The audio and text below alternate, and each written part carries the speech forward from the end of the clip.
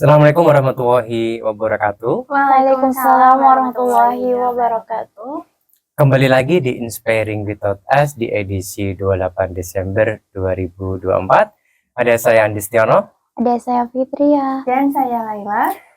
Baik sahabat, kita di akhir pekan ini ya. Iya. Tentunya juga di penghujung tahun ya, akhir pekan penghujung tahun. Iya, Pastinya kita semuanya punya impian, punya cita-cita gitu kan, harapan, Punya plan nih. punya Iya, plan plan. gitu kan. Betul. Mungkin ketika 2023 ke 2024 kita punya plan, punya rencana, punya harapan gitu kan. Yang saat 2024 ini udah terwujud gitu kan. Udah tercapai, alhamdulillah gitu kan, disyukurin gitu kan. Oke, kita kembali ke topik ya, yaitu resolusi tahun 2025 ya. Tahun depan kira-kira apa sih plan kita, apa sih cita-cita kita, apakah sama Ataukah yang belum terwujud, ataukah mungkin berubah lagi karena plan yang tahun ini udah terwujud gitu. Mbak Lela, aku mau tanya, Gimana? apakah harusnya ketika kita setiap pergantian tahun harus punya plan, harus punya rencana gitu, apakah harusnya gitu? Kalau harus mungkin banyak sebaiknya iya. Sebaiknya iya gitu. Karena itu bisa jadi ini kan pemandu kita, langkah kita mau bagaimana, arahnya mau kemana. Jadi kan terarah ya Mas Andi. Nah, tapi juga ya tentu kita tidak bisa memungkiri banyak hal di luar kontrol. Yang akhirnya apa yang awalnya jadi target atau tujuan kita nih, mungkin 2 bulan yang akan mendatang atau 4 bulan yang akan mendatang, 6 bulan mendatang ya, karena ini kan lingkupnya 1 tahun ya, tahun 2025. Akhirnya harus entah itu tertunda atau malah kita berubah pikiran. Ya tapi seenggaknya kalau kita udah ada plan, udah ada bayangan mau apa, nanti langkah kita kan tahu mau kemana nih arahnya biar nggak stuck gitu. Gitu. Kalau kamu Fit, hampir pasti nggak sih atau mesti pastinya gitu kan ketika akhir tahun kemudian ke tahun berikutnya menuju tahun berikutnya itu kamu punya plan gitu? kalau punya plan itu emang bisa jadi harus ya, karena Harus kan ya. iya, soalnya kan tiap orang itu harus punya rencana. Kalau rencana itu kan yang mendasari kita agar kita tuh terus berkembang. Kalau nggak punya rencana kan kita nggak bisa berkembang. Kita akan tahap selanjutnya itu kita bakal kemana dan apa yang kita inginkan tuh apa gitu. Ya gitu ya. Iya. Oke, kembali ke Mbak Lela ya. Tadi kan kita paling nggak ya kita harus menganjurkan dari diri kita sendiri ya, punya plan biar ada bayangan sih tahun depan tuh kita mau ngapain gitu kan. Nah ini problemnya, ketika misalnya kita udah plan, kita udah punya bayangan, ada gambaran, kemudian rencana tuh tidak terjadi sama sekali gitu kan, bertahun-tahun seperti itu. Kira-kira apa tipsnya biar tetap kita survive gitu untuk menjaga semangat kita? Waduh, itu Konsisten. iya Mas Andi, yang tadi kayak aku bilang juga banyak hal di luar kontrol ya. Dan kadang kita di tengah jalan juga bisa berubah pikiran dengan pengalaman atau yang sudah terjadi gitu kan. Apa ya, untuk belajar work sih emang mau nggak mau emang the power of habit, adaptasi. Gitu ya. Iya benar. Aku pernah dengar satu apa ya, entah quotes atau pokoknya ada yang bilang begini, kita itu kalau dengan tujuan memang harus fanatik, tujuannya ini gitu kan. Nah apalagi kalau itu tujuan yang buat jangka panjang, yang berkaitan sama nilai-nilai kita gitu. Nah tapi kalau untuk masalah cara mencapai tujuannya, ya nah itu fleksibel harus. Kalau kita kekeh susah. Oh gitu ya. Berarti kalau kita kayak gitu kayak organisasi ya, punya visi dan misi ya, target dan tujuan gitu kan. Target kita jelas nih apa yang mau kita tuju gitu kan. Cuman cara untuk mencapai target itu mungkin fleksibilitas ya. Iya sih, mau nggak mau memang harus adaptasi kita. Ya, butuh plan A, plan B, plan C gitu kali ya. Ya, atau strategi A, B, C untuk nyampai yang goalsnya itu. Goalsnya itu ya. Hmm. Oke, pernah nggak Fit kamu ketika kamu udah menetapkan nih, udah meyakini tahun depan aku akan seperti ini gitu. Dan itu terwujud, Kalau terbukti gitu. 100% terwujud sih enggak, pernah meleset juga sih. Masih juga enggak, tapi pernah nggak, jadi kan gini, keinginan kita kan nggak punya satu kan, ada Iya. beberapa gitu kan. Nah, salah satu lah dari harapan kamu terwujud gitu. Pernah terwujud. Gimana perasaannya? Ya senang banget sih, kan apa ya, nggak pernah menduga bahwa apa sih yang aku rencanain di tahun ini tuh bakal benar-benar bisa terwujud. Kan banyak ya, aku pernah kan Mbak ya, Mbak Ini- sama Mbak, sama Ini Fitri Mas. katanya Fitri gak konsen dari tadi, Mas sedang Mbak terus ya. Iya kan Mas sama Mbak Aldi sama Mbak Laila. Terus Lah itu kan, aku pernah bilang, iya aku tuh besok tuh rencana kayak gini. Terus ada orang tuh yang itu Mbak kayak udah ngejudge dulu. Jangan sombong dulu, jangan-jangan nanti nggak terwujud. Tapi yang dibilang orang bilang jangan-jangan nggak terwujud itu tuh untung aja ya. Omongan mereka tuh nggak kesampaian, justru apa yang jadi harapan aku tuh terwujud. Jadi apa ya Mbak, aku belajar dari situ sih. contohnya apa tuh? Fit? Aku tuh pernah pas apa ya, kan aku pernah masa aku cerita Apa? jangan bisik-bisik gak dengar. aku kayak bingung, aku pernah kan bilang kayak gini, kayaknya di semester depannya nanti bakal aku tuh dapat nilai yang jauh lebih baik. Gak usah sombong dulu kamu ya, pasti bisa bertahan atau bahkan turun, dibilang kayak gitu kan Mbak. Tapi terwujudnya alhamdulillah apa yang dikatakan mereka nggak terwujud. Harapan kamu yang Malah terwujud. harapan aku yang terwujud. Jadi aku apa ya, belajar dari situ bahwa omongan orang lain tuh belum tentu apa ya bener gitu loh Mbak, yang kita rencanain. Jadi Gitu ya. iya. Kalau Mas gimana? Siapa aku nanti aja lah. Terus ini Mbak Lela, ada banyak orang sih ya, bukan banyak sih, ada beberapa orang mengatakan bahwa kita tuh jangan terlalu fokus dengan hasil akhir gitu. Iya. Nah, kenapa? Terkadang kita fokus terlalu dengan apa yang kita impikan, kadang kita terlalu berharap dan cenderungnya jadinya gagal gitu kan. Nah, menurut perspektif nih kan, kalian kan orang konselor gitu kan. Ya, itu gimana sebenarnya kalau dari ilmu konseling, dari ilmu otak, psikolog itu gimana sebenarnya? Iya. Ini berarti kaitannya sama tujuan tadi ya, Mas. Yang mana kita nggak boleh istilahnya terlalu fanatik sama tujuan itu atau goals itu gitu ya.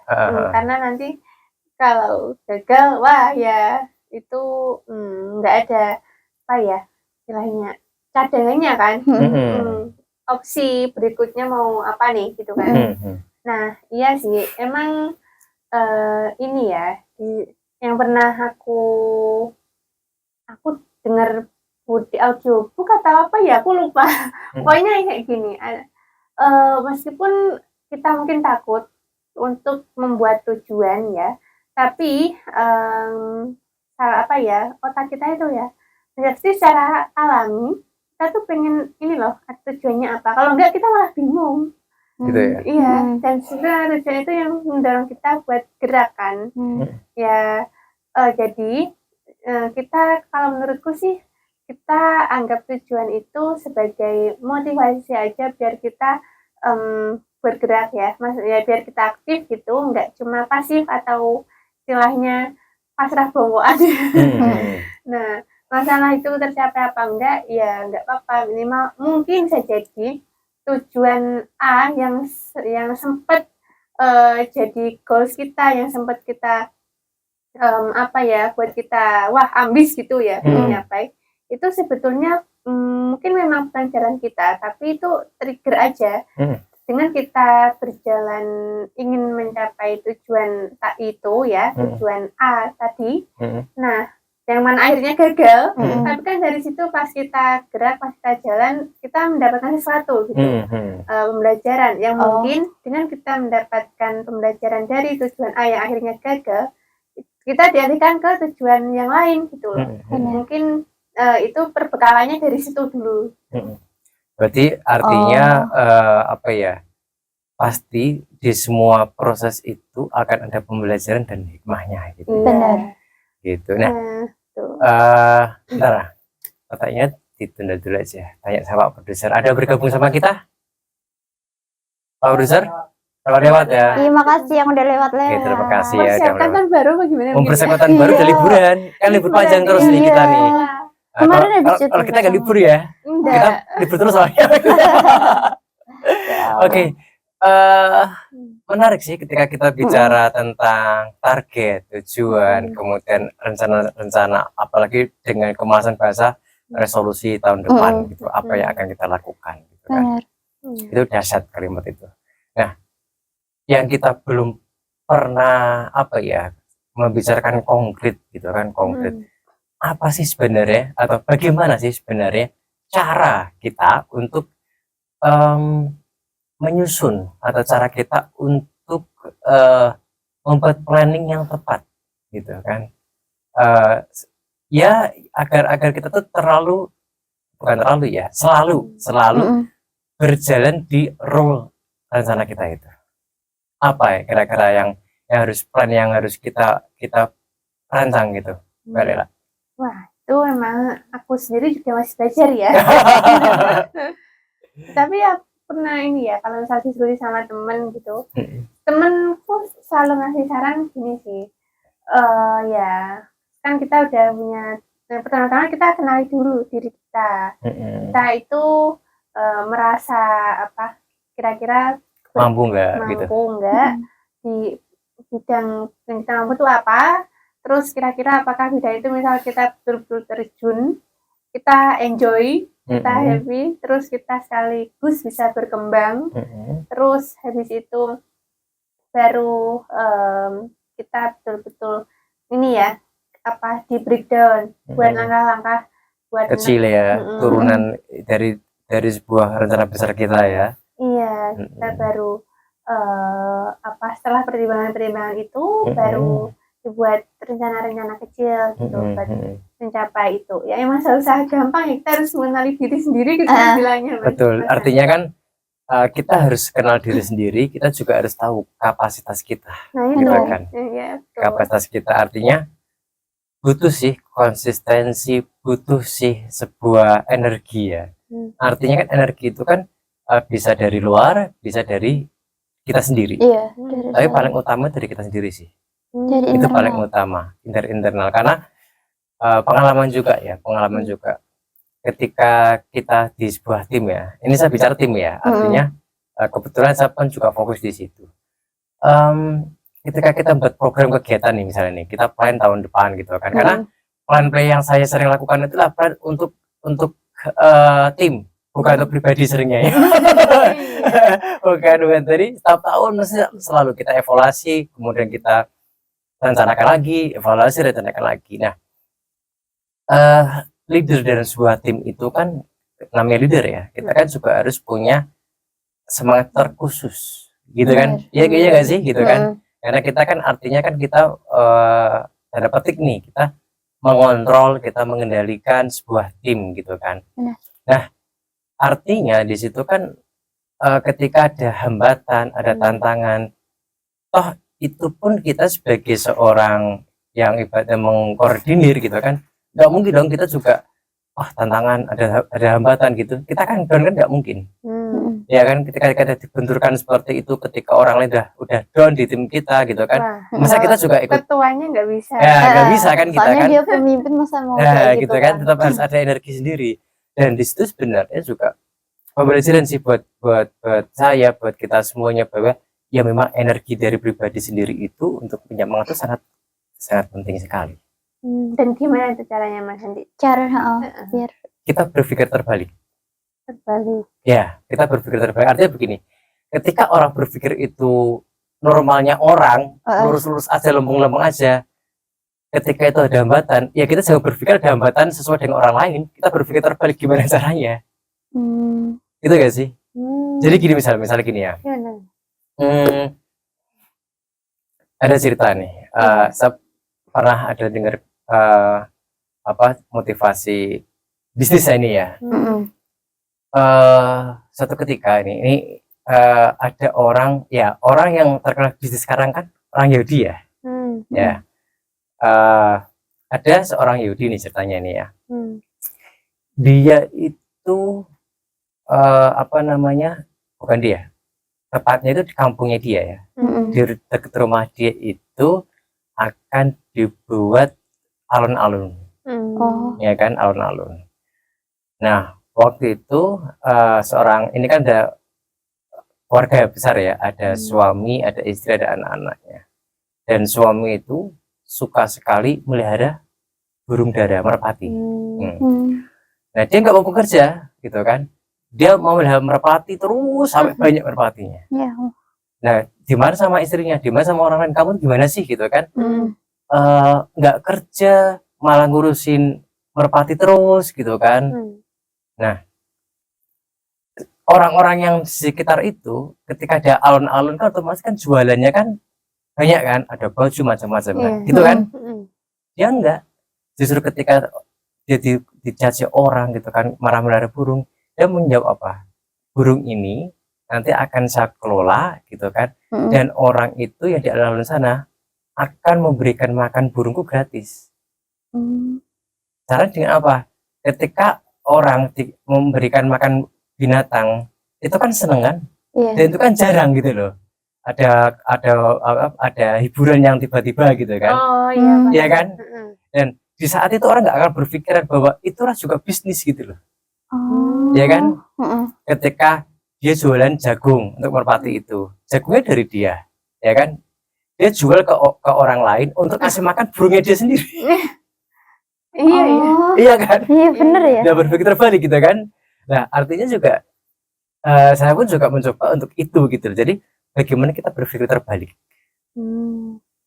Gitu. Di saat kita dibenturkan dengan semua keadaan dan di tim kita itu benar-benar nyerah gitu. Itu energi. Jadi memang kita harus memang sering banyak referensi, kita harus sering banyak baca, kita harus sering banyak diskusi gitu kan. Terutama literasi bacaan kita harus perbanyak gitu kan. Nah, termasuk juga ketika tadi ya breakdown itu kan harus tahu cara ilmunya kan. Iya. Ya nggak sih, nggak semerta-merta oh aku punya target ini nih gitu kan. Terus kalau enggak ini plan A gagal, plan B, plan C gagal, ganti ini nih. Kan nggak semerta-merta kita memunculkan sebuah teori aja, tapi kita harus tahu ilmunya. Iya sih. Iya kan? Kalau breakdown nih Mas Andi, gimana nih tipsnya? Caranya. Kalau breakdown sih jelas yang kita tadi pertama ya, kita kan tahu kapasitas kita tahu kemampuan kita, dan yang jelas kita tahu bisa mengukur benar-benar kemampuan kita. Ya. Iya betul. Kemampuan itu kan, kapasitas itu kan banyak faktor ya. Iya. Satu, ketika kita bicara target nih, kira-kira benar-benar masuk akal enggak gitu kan. Masuk akalnya itu kita hitung kalkulasinya kita, misalnya nih ketika aku mau kayak gini nih gitu kan, kira-kira bisa enggak sih. Dan ketika bisa itu apa sih sumber daya resource yang harus saya miliki, bisa nggak mencakup itu gitu. Misalnya saya menghindari pribadi ya.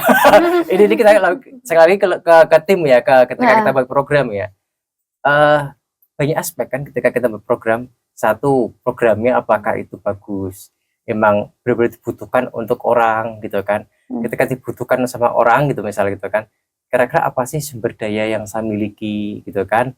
Kemudian bagaimana sih untuk mengadakan kegiatan itu dari aspek pembiayaan, dan pembiayaan itu pun juga banyak aspek kan, apakah kita membangun relasi yang sudah kita miliki itu mampu, artinya relasi yang sudah kita ada itu apakah itu bisa mencukupi biaya pembiayaan itu atau enggak gitu kan.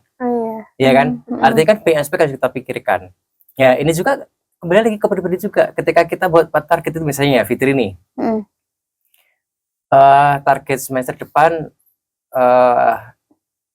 IPK misalnya minimal 370 lah gitu kan. Artinya kan kita harus bisa menyiapkan itu. Artinya satu, bagaimana kita juga harus menyesuaikan SKS kita. Itu kan faktor mendasar dulu. Kemudian nilai minimal target yang harus dicapai untuk mencapai itu gitu kan. Kemudian sumber daya yang lainnya itu apakah kamu bisa mengakses buku-buku dari mata kuliah itu gitu kan. Gak mungkin dong kamu menargetkan mata apa semester ini IPK sekian tanpa kamu mempersiapkan aspek semuanya, misalnya mata kuliah ini apakah mata kuliah tertentu itu kamu bisa mengakses bukunya. Kalau enggak kan ya sama aja. Iya benar. Satu lagi nih, dosen juga harus dipertimbangkan. Dosen itu juga kan. Kalau dosen juga banyak aspek juga. Bagaimana pendekatannya kamu, macam-macam kan juga harus ini kan. Harus dipertimbangkan kan. Kalau enggak ada pertimbangan terus salah salah salah komunikasi. Jadi kan memang apa ya? Planning itu konstruksi plan kemudian benar sih konstruksi yang akan kita bangun rencana ke tahun depan itu harus benar-benar kita persiapkan betul. Ibaratnya rumah itu kita benar-benar membangun fondasinya kan.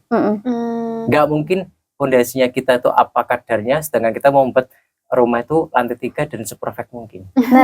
Kalau iya kan? Iya, harusnya kan fondasinya harus kuat. Jadi realistis sih yang penting. Realistis.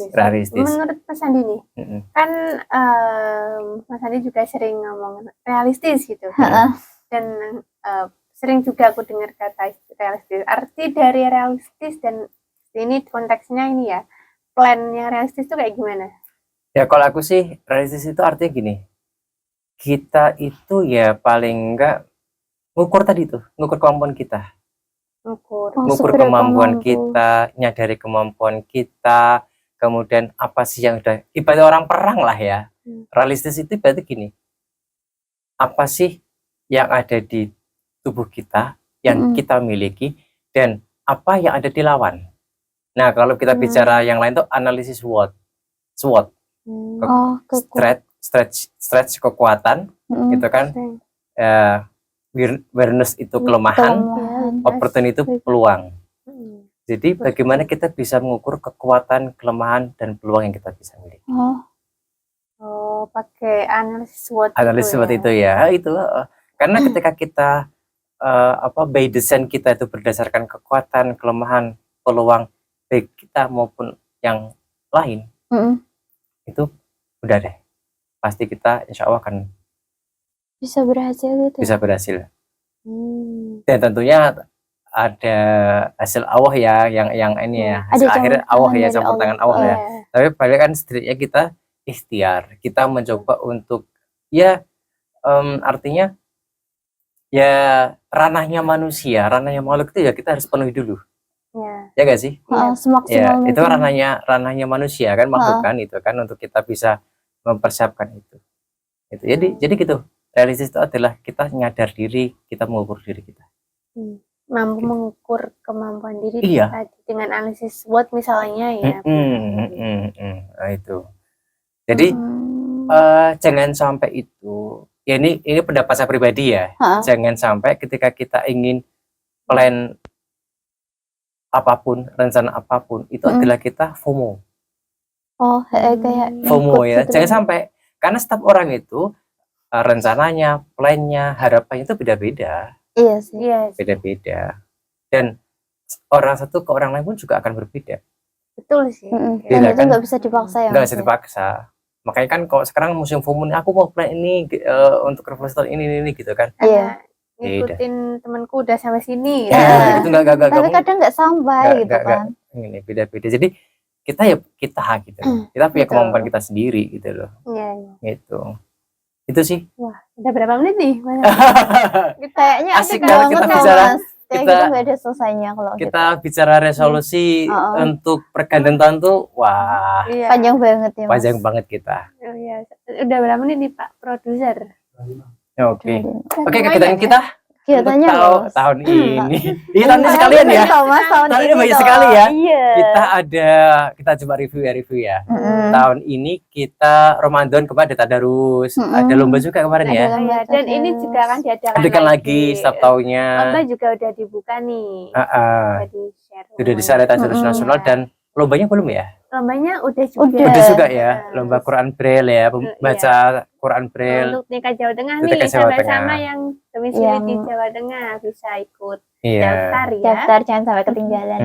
Jadi tahun ini kita ada goalball juga ada, terus Global, ya, Sabtun ya, tenis meja itu juga kita ada, meja. dan kita sering nobar juga ya, Ya, nobar film buat Sundu Langit ya, Sundu Langit, Oh iya, nah, nobar Sundu nonton, Langit. nonton bareng film Sundu Langit.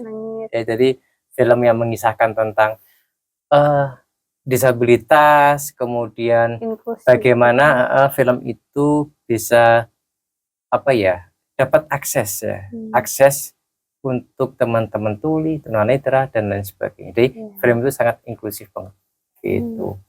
Dan tahun depan insya Allah kita juga ada plan-plan yang mudah-mudahan dan dimudahkan sama Allah ya untuk kita bisa amin. mencapainya. Iya. Gitu. amin. Oke, kita akhiri pertemuan tahun ini ya. Iya, untuk menuju tahun Berapa depan. hari lagi udah Nah, tahun kita depan ketemu tahun depan ya, sahabat, Iya, sama tahun depan. sahabat IG dan sahabat Sampai yang lainnya. Facebook. Kita ketemu tahun depan, mudah-mudahan kita selalu menginspirasi dan tetap menginspiratif gitu kan. Konten-konten kita, acara-acara kita, dan apa yang kita share ke sahabat semuanya gitu.